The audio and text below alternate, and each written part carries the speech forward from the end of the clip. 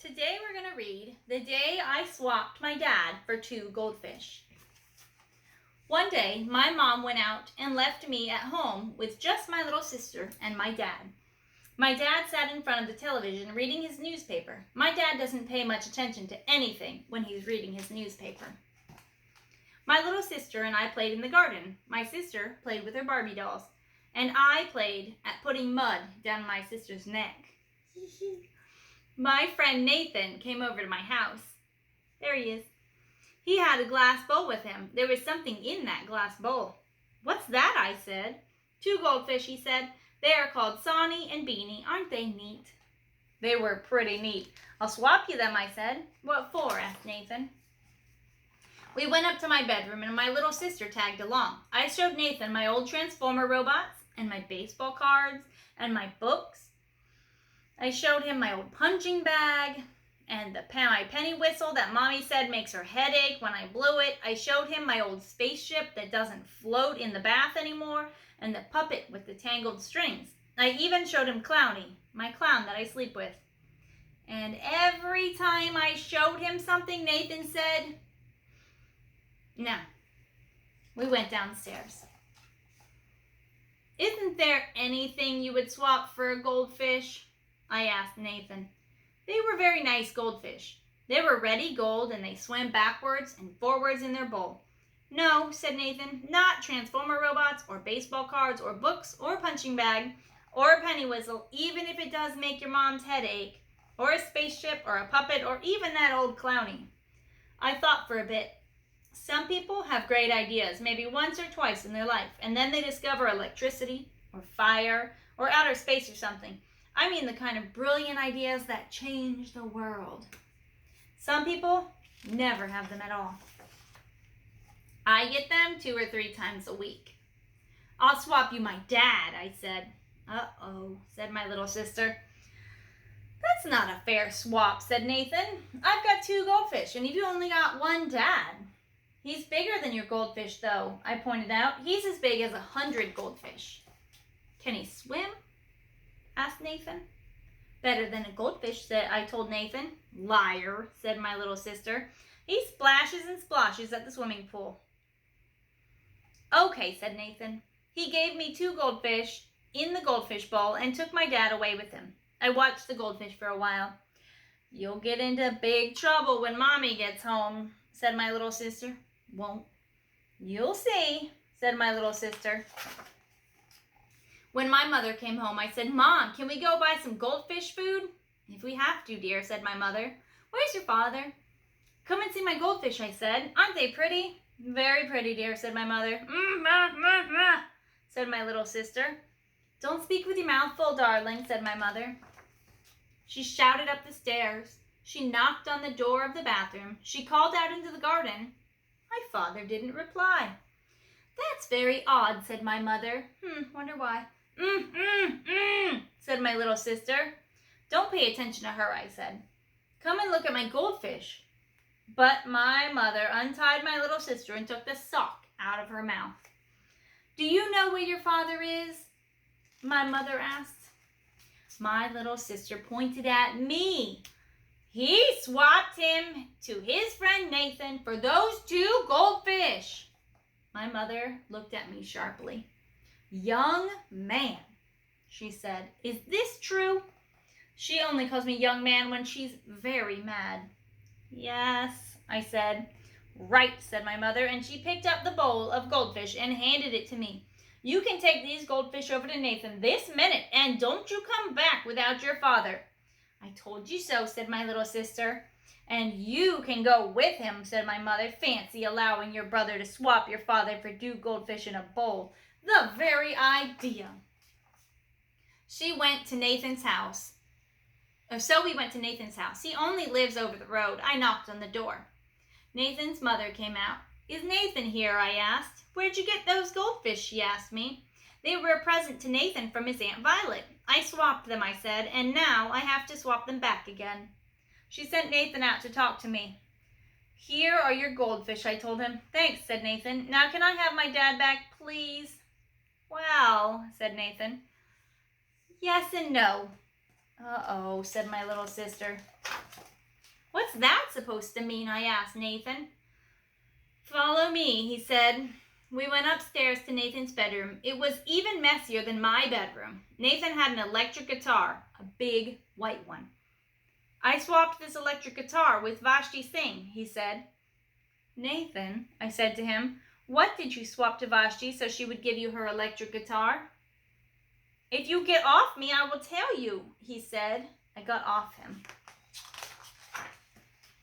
I swapped to your dad, he said. I said. Said my little sister. Well, he wasn't very exciting, said Nathan. All he did was read the paper. I took the guitar, and we walked over to Vashti's house. I could be a rock and roll star, I said to my sister. You could be an idiot, said my sister to me. I rang Vashti's doorbell. If you've got your guitar, I've got your guitar for you, I said to Vashti. Vashti giggled. All Vashti's sisters giggled too. Can I have my dad back, please? They giggled again. Please, Vashti, said my little sister. Vashti shrugged her shoulders. Wait here, she said. She took the guitar away from me. When she came back, she was carrying a gorilla mask. Oh, no, I said. Oh, no, said my little sister. I swapped your dad with Blinky, said Vashti. Blinky had this really good gorilla mask. Where's Blinky's house? I asked Vashti. She told me how to get there. It was going to be a long walk. We set off. Can I put the gorilla mask on? Asked my little sister. Okay, I said. She put the gorilla mask on. When are you going to put it on? I laughed, and I laughed, and I laughed. When are you going to put that gorilla mask on? My little sister took the gorilla mask off. We walked some more. I put the gorilla mask on. My sister went over to a policeman. Help, quick, she shouted, my sister. That gorilla is escaping from the zoo. The policeman ran over and caught me. He made me take the mask off. Then he told me off. That means yelling at him. He would have told my sister off, only she did her innocent little girl face, so he didn't. It's not fair. Hee, said my sister. Watch it, I told her. Just watch it, that's all. Blinky had a very big house. We went up to the front and rang the doorbell. The butler came out. Can we speak to Blinky? I said to the butler. Who shall I say is calling? Said the butler. Me, I said.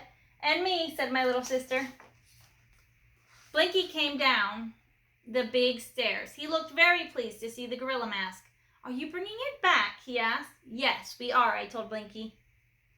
Blinky made the butler give us ginger beer. It's like root beer, but spicy.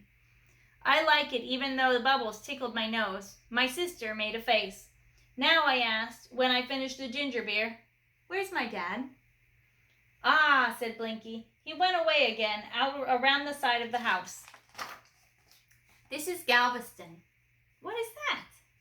Said Blinky when he came back. Galveston was a fat white rabbit with one black ear. Oh, no. Galveston's what I swapped your father for, said Blinky. I gave him the gorilla mask, and he gave me Galveston and drew me a map of how to get to Patty's house. I'd never walked so far in my whole life. I think ginger beer is the most horrible thing in the whole world, said my sister. Worse than boiled beets? I asked her. No, she said, not that bad. While we walked, Galveston the rabbit sat on my arms and made its nose go woofly. My sister tried to make her nose go as woofly as Galveston's, but she couldn't do it. I knocked on the door of Patty's house. Galveston, shouted Patty. Galveston, shouted Patty's mother and father. Galveston, shouted Patty's brothers. Galveston, shouted the Queen of Malaysia, who was there on a visit. Very strange. They took the rabbit away from us and fussed over it and gave it some lettuce. Patty took my hand. Thank you for bringing Galveston back, she said. We missed him. We walked into the back garden. There was a little rabbit hutch there, and next to the rabbit hutch was a little run with chicken wire all around it. My dad sat on the grass in the chicken wire run, reading his newspaper and eating a carrot. He looked a bit lonely, and he had grass all over his trousers. Trousers means pants, right? "Come on, Dad," I said, and opened the gate to in the chicken wire. My dad crawled through the gate on his hands and knees. "He's not a very good rabbit," said Patty. "He's not meant to be," I said. "He's a very good daddy." "He can keep the carrots," she said. "Thanks for bringing back Galveston." "No problem," I said. "See ya." "You like her," said my little sister. "I can tell. I'm going to tell everyone at school." Last week, my little sister told everyone at school that I was adopted. The week before, she told everyone at school that I was a space alien pretending to be me. "If you do," I told her, "I'll tell everyone that you're secretly fat." "Children," said my father, and he carried on eating his carrot and reading his paper until we got home. When we got home, my mother said things like, "Just look at the state of him," and she made him go and have a bath, and she put his clothes into the washing. While Dad was in the bath, my mother told me off. And when she finished telling me off, she made me promise, cross my heart, that I would never, ever swap my dad for anything ever again. And I promised, so I won't. But I never promised anything about my little sister. Uh-oh. The end. That was a funny story, wasn't it?